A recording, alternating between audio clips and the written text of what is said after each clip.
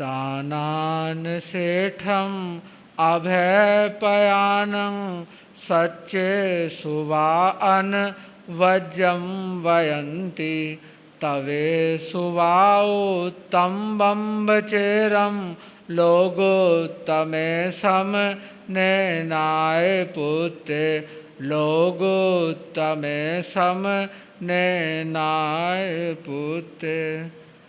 परम आराध्य, परम वंदनीय पूज्य गुरुदेव, राष्ट्र संत, वरिष्ठ उपाध्याय वाचनाचार्य भगवान के पावन पुनीत चरणारविंदों में हृदय की असीम एवं अनंत आस्थाओं सहित कोटिशः वंदन करने के उपरांत उपस्थित धर्मानुरागियों, पूजनीय गुरुदेव श्री जी की असीम अनुकंपा से उन्हीं द्वारा दिए गए ज्ञान, चिंतन बिंदुओं एवं मार्गदर्शन के आधार पर मैं अपनी सीमित सी बुद्धि के माध्यम से जो कुछ भी ज्ञानकण संचित कर पाया उसी के आधार पर आपको कुछ बतलाने का प्रयत्न करता हूँ।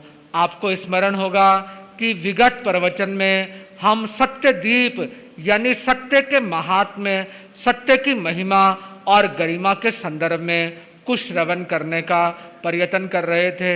हमने इस बात को एक उदाहरण के द्वारा भी समझने का प्रयत्न किया था कि सत्य का पालन कोई साधारण से साधारण इंसान भी कर सकता है। कोई व्यक्ति कितना निकृष्ट, तुच्छ और घटिया भी क्यों ना हो, किंतु उसके जीवन में सत्य का बीजारोपण होते ही वह बीज धीरे धीरे विराट रूप लेना प्रारंभ कर देता है और स्थानाभाव, जगह की कमी के कारण बाकी सारे दुर्गुण और दोष उसके जीवन को छोड़कर पलायन करने और वहाँ से रफू चक्कर होने के लिए भी मजबूर और विवश हो जाया करते हैं। यानी सिर्फ और सिर्फ सत्य के सूत्र को पकड़कर व्यक्ति मुक्ति रूपी मंजिल पर पहुँचने की शक्ति और सामर्थ्य को भी प्राप्त करने में सक्षम और समर्थ हो जाता है। सत्य केवल वचन में नहीं बल्कि मन में और क्रिया में भी होना चाहिए। आत्मा के कल्याण के लिए सहज भाव से जो मन से सोचा जाता है वह सत्य है, जो वाणी जुबान से बोला जाता है वह सत्य है और जो काया के द्वारा क्रिया के रूप में परिणत किया जाता है वह भी सत्य है। इसीलिए जैन दर्शन में, जैन धर्म के धर्म ग्रंथों में भगवान महावीर ने सत्य के 3 रूपों की व्याख्या की। मन सच्चे, वय सच्चे, काय सच्चे। यानी मन से आचरित किया जाने वाला सत्य, वाणी से आचरित होने वाला सत्य और काया के द्वारा पाला जाने वाला सत्य। बंधुओं, जीवन को उन्नत बनाने के लिए सिर्फ वचन में ही नहीं बल्कि मन में और क्रिया में भी सत्य होना चाहिए। अतएव जो मन में सोचा जाए वही वाणी से बोला जाना चाहिए और वाणी से बोले जाने पर उसी के अनुरूप, उसी के अकॉर्डिंग व्यवहार और आचरण भी करना चाहिए। यही महात्मा पुरुष का लक्षण है। कहा भी गया है, मनस्येकम वचस्येकम काय एकम महात्मनाम, मनस्सन्यद वचस्सन्यद काय अन्यद दुरात्मनाम। अर्थात साधु, सज्जन, धर्मात्मा किस्म के लोगों के मन, वाणी और शरीर, इन तीनों योगों में एक रूपता और वननेस रहती है। इसके विपरीत दुरात्मा और दुष्ट प्रकृति के लोगों के मन में कुछ खिचड़ी पकती है, वचन से वे कुछ और बोलते हैं और तन से इन दोनों के विपरीत कुछ और ही कर गुजरते हैं। धर्मात्मा लोगों की तरह अच्छा आचरण दिखाकर वे लोगों पर अपने ढोंग, पाखंड और एतबार के द्वारा अच्छा विश्वास अर्जित करके अपनी अच्छी छाप छोड़ने की चेष्टा और प्रयत्न करते हैं। बंधुओं, क्रोध के वशीभूत होकर बोली गई वाणी असत्य की श्रेणी और कैटेगरी में आती है। इसी तरह भय, उपहास यानी हंसी मजाक, विनोद, एंटरटेनमेंट और रिक्रिएशन के निमित्त बोले जाने वाली वाणी भी ऐसी ही वाणी की श्रेणी में समाविष्ट होती है, जिसे सत्य बिल्कुल भी नहीं माना जा सकता। श्रीमद् 10वें कालिक सूत्र के 7वें अध्ययन की 12वीं गाथा है, तहेव कानम कानंगतिया पंडगम पंडगतिया वाह्यम वावि रोगिति तेनम चोरेति नोवये। भगवान महावीर फरमाते हैं कि क्रोध के वशीभूत होकर, गुस्से में आग बबूला होकर किसी काने को काना, रोगी को रोगी, नपुंसक को नपुंसक, बीमार को बीमार और इसी तरह किसी व्याधि से ग्रसित व्यक्ति को बीमार, चोर को चोर कहना हालांकि सत्य है, किंतु ऐसा सत्य भी कदापि बोलने योग्य नहीं होता, क्योंकि ऐसी सच्ची बात किसी को भी प्रिय और हितकारी नहीं लगती। ऐसी सच्चाई दूसरे के हृदय को कर्कश और कटु लगती है, उसकी भावनाओं को उद्वेलित और अशांत करती है। इसलिए ऐसा वचन बोले जाने योग्य बिल्कुल भी नहीं माना गया है। यह बात व्यक्ति को समझ लेनी चाहिए। साधारण तौर पर लोग आंतरिक धर्म की उपेक्षा करते हैं और बाह्य क्रियाकांडों को ज्यादा अहमियत देते हैं। वे भूल जाते हैं कि तन से की जाने वाली क्रिया के साथ अगर मन का योग, मन का समन्वय और मन का संबंध नहीं है तो वह क्रिया निर्जीव और निष्प्राण की भांति बिल्कुल व्यर्थ की और फिजूल की होती है। इसके विपरीत तपस्या, पूजा, पाठ, प्रार्थना आदि का अनुष्ठान ना करते हुए भी अगर किसी व्यक्ति का मन पवित्र है तो वह सिर्फ अपनी आंतरिक पवित्रता के बलबूते पर सारे कर्मों के बंधनों को क्षय कर सकता है और कर्म काटकर मोक्ष प्राप्ति की भूमिका भी बना सकता है। किसी कवि ने इसीलिए तो कहा है, भोग को बहाए क्या, जोग को जगाए क्या, तप को तपाए क्या, वस्त्र गेरू रंगा है, जीवा जग माही ऐसे भेख धरे होत क्या, जीवा जग माही ऐसे भेख धरे होत क्या, होत मन शुद्ध जब गेही माही गंगा है। वास्तव में जिसका मन सरल है, जिसके हृदय में सत्य का निवास है, उसे किसी अन्य किस्म की तपस्या करने की कोई आवश्यकता नहीं है और न ही कोई विशेष वेशभूषा और यूनिफॉर्म धारण करने की उसके लिए कोई आवश्यकता और नेसेसिटी रहती है। तुलसीदास जी कहते हैं, धर्मु न दूसर सत्य समाना, आगम निगम पुराण बखाना, सत्य सब सुकृत सहाई, वेद पुराण विदित मुनि भाई।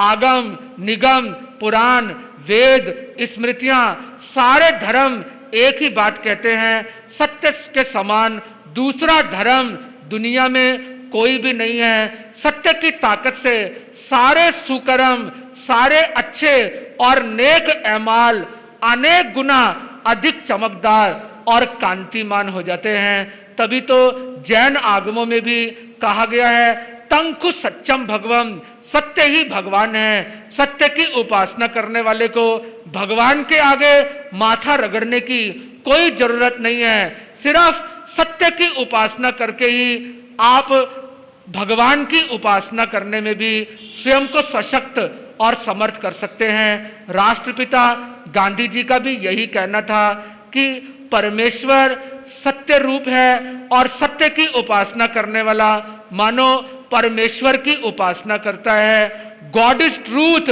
परमात्मा सत्य है, ये कहने की अपेक्षा अगर ट्रूथ इज गॉड ऐसा कहा जाए तो ज्यादा उचित और ज्यादा उपयुक्त होगा।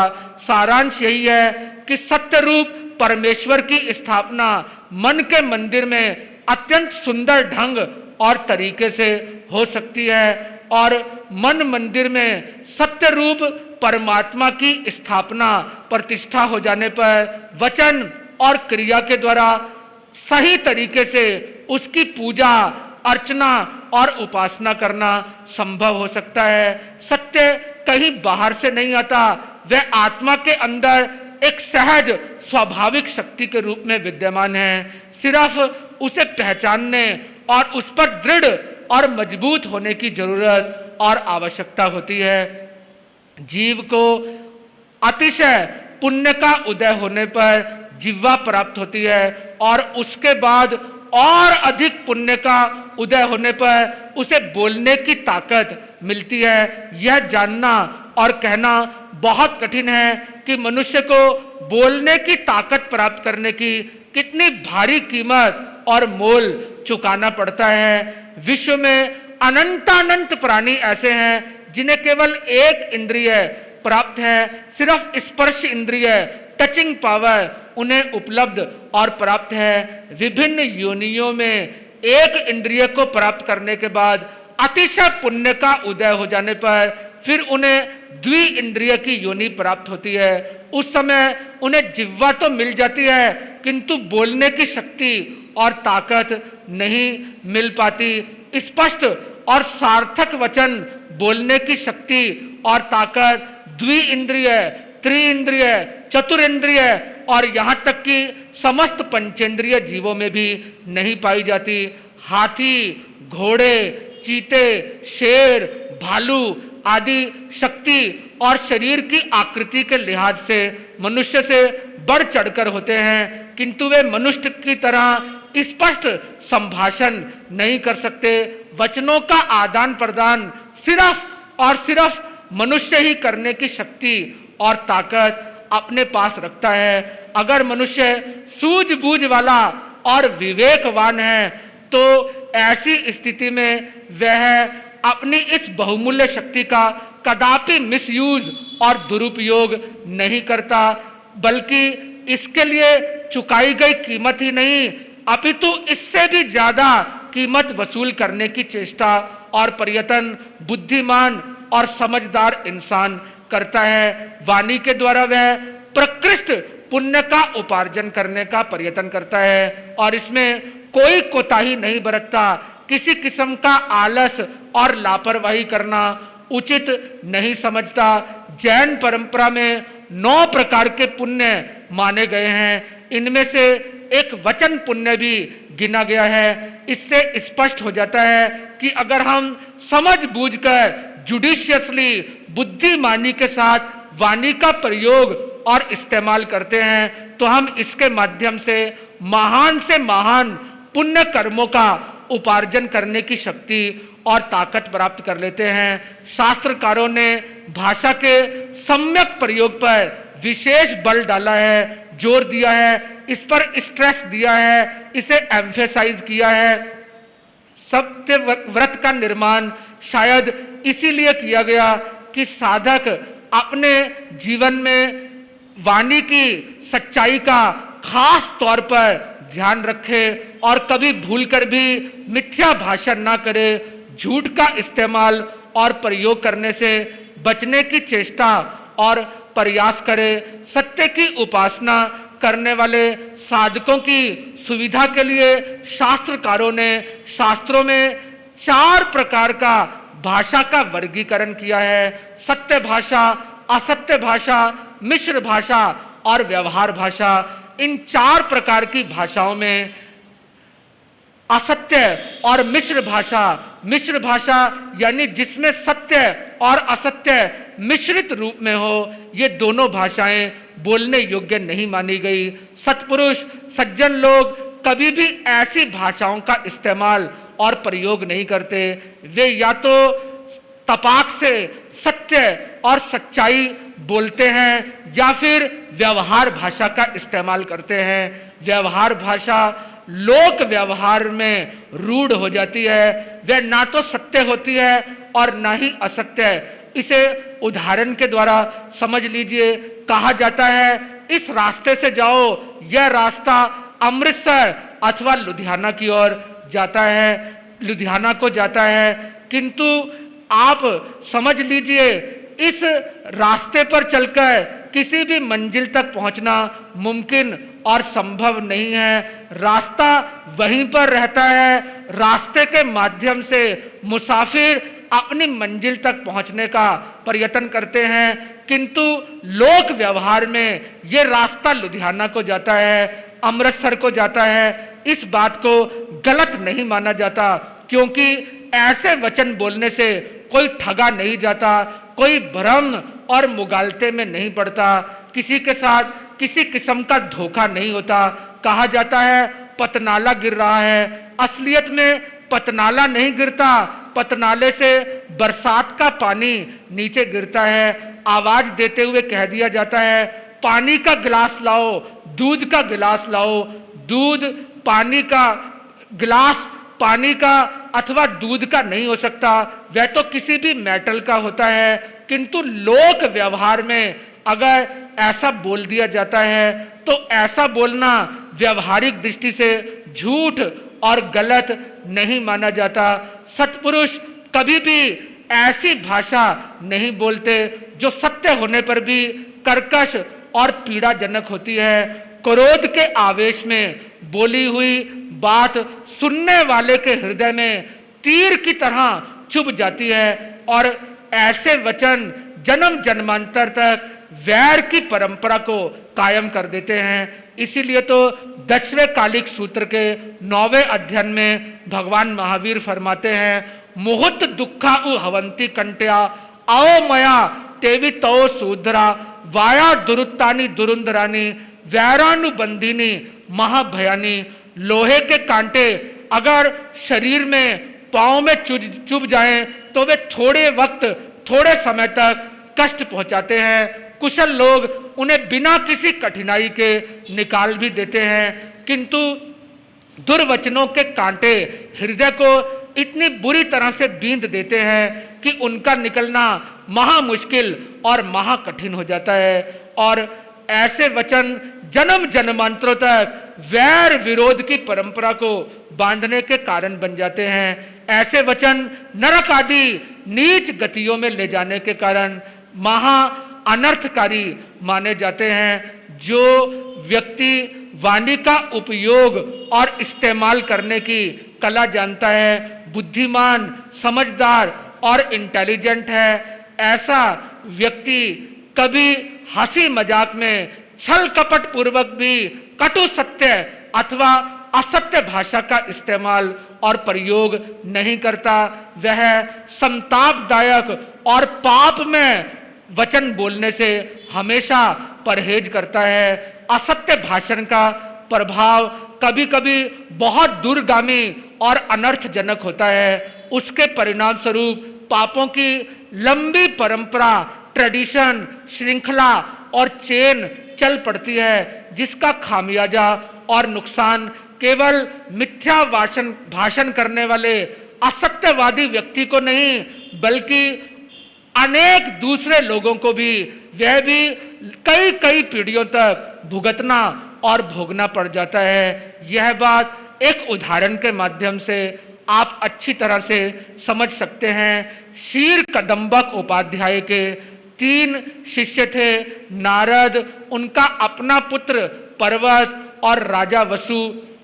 शीर कदम्बक उपाध्याय के स्वर्गवासी हो जाने के उपरांत एक बार नारद और उनके पुत्र पर्वत में अज शब्द के अर्थ को लेकर मतभेद उत्पन्न हो गया। हुआ यूं कि एक बार नारद अपने गुरु भाई पर्वत से मिलने के लिए गए। पर्वत उस समय अपने कुछ शिष्यों को पढ़ा रहा था। पढ़ाते हुए एक वाक्य आया, उसकी व्याख्या करते हुए उसने कुछ गलत ढंग से एक्सप्लेनेशन और व्याख्या कर दी। वाक्य था अजैर यष्टव्यम, अजों से यज्ञ करना चाहिए, किंतु उसने व्याख्या करते हुए कहा अज यानी बकरों के द्वारा यज्ञ करना चाहिए। यह बात सुनकर नारद ने कहा भाई ऐसा मतलब, ऐसा अर्थ करने से तो महा अनर्थ हो जाएगा। वास्तव में गृहस्थों के घरों में शाली अन्न जौ के दाने जो 3 साल पुराने हो गए हैं, जिनमें उगने की शक्ति और ताकत नहीं रही, वे यज्ञ में और अन्य क्रियाकांडों में होम किए जाते हैं। आज का अर्थ वही शाली जौ और अनाज के दाने हैं, बकरे नहीं। किंतु दोनों में किसी भी बात पर निर्णय नहीं हो पाया। बात बढ़ते बढ़ते जब बहुत आगे निकल गई तो दोनों ने अपने क्लासमेट सह अध्यायी राजा वसु से निर्णय कराने का निश्चय किया। और साथ ही नारद के द्वारा मना करने के बावजूद भी पर्वत ने कठोर शर्त रख दी कि हम में से जो भी झूठा साबित होगा उसे अपनी जबान कटवानी पड़ेगी। कालांतर में जब उसने कुछ तहकीकात की तो पर्वत को मालूम हो गया कि उसका पक्ष और उसकी बात अयथार्थ, गलत और असमीचीन थी। नारद जो बात कह रहे थे वह बिल्कुल शास्त्र सम्मत और शास्त्रीय मर्यादा के अनुकूल थी। मौत को सामने देखकर वह कांप उठा, भयभीत हो गया, रोनी सी सूरत बनाकर अपनी माँ के पास पहुंचा। सारा माजरा, सारा वृतांत माँ को सुनाया। माँ सारी बात सुनकर पहले तो अपने पुत्र को फटकारने लगी, तूने ऐसी कठोर शर्त क्यों रख दी? किंतु फिर पुत्र के मोह में अंधी होकर उसने कहा, घबराने की कोई बात नहीं है, मैं राजा वसु के पास जाऊंगी और गुरु पत्नी होने की लिहाज रखते हुए उसे तुम्हारे पक्ष में निर्णय देने के लिए तैयार कर लूंगी। उसने ऐसा ही किया। उसके पास पहुंचकर राजा को कहा कि अगर तुम मेरी बात नहीं मानोगे तो मेरा वंश समाप्त हो जाएगा, मेरे पुत्र की जीवन लीला खत्म हो जाएगी। इसलिए अगर तुम अपने गुरु के सच्चे शिष्य हो तो गुरु पत्नी माता होने के नाते मेरी बात को स्वीकार करो। और राजा वसु भी उसकी बातों में आ गया। परिणाम स्वरूप जब दोनों विद्वान नियत समय पर निर्णय करवाने के लिए राजा वसु के पास पहुंचे, राजा वसु यद्यपि असंदिग्ध रूप से without any doubt and suspicion जानता था कि नारद का पक्ष ही सत्य और यथार्थ है, किंतु फिर भी गुरु पत्नी के द्वारा रखी गई बात के प्रभाव में और अपने गुरु के पुत्र को बचाने की भावना से उसने गोलमोल भाषा बोलते हुए मिश्र शब्दों का इस्तेमाल करते हुए कहा, अज शब्द के दोनों ही अर्थ हैं। वह अन्न भी जिसमें बोने के बाद उगने की ताकत नहीं रही और साथ में अज का दूसरा अर्थ बकरा भी है। यज्ञ दोनों ही प्रकार से किया जा सकता है। कहते हैं कि गुरु पुत्र के बचाव के लिए ऐसी अनर्थकारी वाणी का उच्चारण करते ही देवता कुपित हो गए और राजा वसु का सिंहासन जो सत्य के प्रभाव से अधर में ऊपर खड़ा रहता था वह धड़ाम से नीचे गिर गया। इस झूठी प्ररूपना और प्रतिपादन की वजह से उसे कालांतर में 7वें नरक का अतिथि और मेहमान बनना पड़ा। इसके परिणाम स्वरूप पापों की लंबी परंपरा और श्रृंखला चल पड़ी, क्योंकि उसके पाप ने, गलत प्रतिपादन ने आगे चलकर भयंकर और विकराल रूप अंगीकार कर लिया। हजारों साल से यज्ञों में जो बलियां होती रही, निर्दोष और बेकसूर प्राणियों का घात होता रहा। इसके बारे में गलत प्रतिपादन करने की वजह से वह लंबे समय तक पापों के पुंज इकट्ठे करने का जिम्मेदार और भागीदार भी बना। इसीलिए तो कहा जाता है कभी भी गलत प्ररूपना करने का प्रयास और प्रयत्न नहीं करना चाहिए। इमैनुअल डन नाम के एक बालक ने सिर्फ 8 वर्ष की आयु में सत्य की रक्षा करने के लिए अपने जीवन की आहुति बलिदान दे दिया था। सन 1851 में सैमुअल नॉर्टन नामक व्यक्ति ने गुस्से में आकर किसी का कत्ल कर दिया, किसी को मार डाला। इमैनुअल डन उसी का दत्तक पुत्र स्टेपसन था। उसने अपने पिता को हत्या करते हुए देख लिया। जब पुलिस को उसके अपने ही पुत्र के चश्मदीद गवाह आई विटनेस होने का पता लगा तो उसे पुलिस कप्तान ने अपने दफ्तर में गवाही देने के लिए बुलाया। उसके पिता ने अपने पुत्र को कहा कि तुम पुलिस के पास जाकर झूठी बात कहना, किंतु बेटे ने अपने पिता की बात स्वीकार नहीं की। उसने दृढ़ता पूर्वक कहा, मैं झूठ नहीं बोलूंगा, हरगिज नहीं बोलूंगा, जैसा मैंने देखा है उसे हूबहू रूप में मैं पुलिस के सामने प्रकट कर दूंगा। गुस्से में आकर उसके अपने ही पिता ने उसे बेंच से पीटना शुरू किया और पीटते पीटते उसकी जान ले ली, किंतु फिर भी उस छोटी सी आयु के बालक ने झूठ बोलना स्वीकार नहीं किया। कितना महान था वह बालक।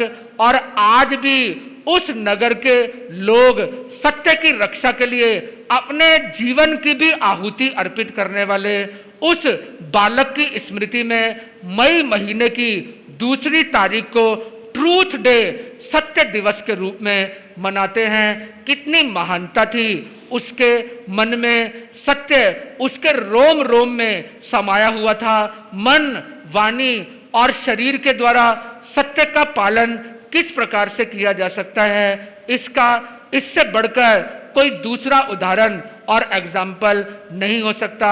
महान नीतिज्ञ चाणक्य ने भी कहा है, सत्येन वाति वायुश्च सत्येन तपते रवि सत्येन धार्यते पृथ्वी सर्वम सत्य प्रतिष्ठितम। सत्य की ताकत से हवा बहती है, सत्य की ताकत से सूर्य चमकता है, सत्य ने ही धरती को टिकाया हुआ है, धारण किया हुआ है। अधिक क्या कहा जाए, सब कुछ सत्य पर ही आधारित और अवलंबित है।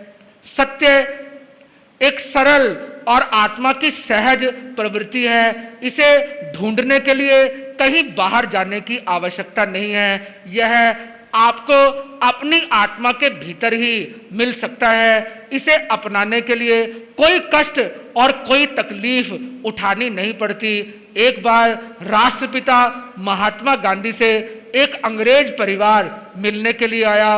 उसमें एक महिला भी थी। उसने गांधी जी से पूछा, how can I find the truth, मैं सत्य को कैसे प्राप्त कर सकती हूँ। गांधी जी ने कहा, नो एनी अदर वे, कोई भी दूसरा रास्ता नहीं है। यह बात सुनकर वह महिला बहुत निराश हुई। सोचने लगी कि मैं तो यह सोचकर गांधी जी के पास आई थी कि इनसे मुझे ये जानकारी मिलेगी कि सत्य को कहाँ से उपलब्ध किया जा सकता है। जब वह महिला जाने से पूर्व ऑटोग्राफ लेने के लिए गांधी जी के पास आई तो उसकी डायरी में अपना हस्ताक्षर देने से पूर्व उन्होंने लिखा, one can find the truth in one's own heart.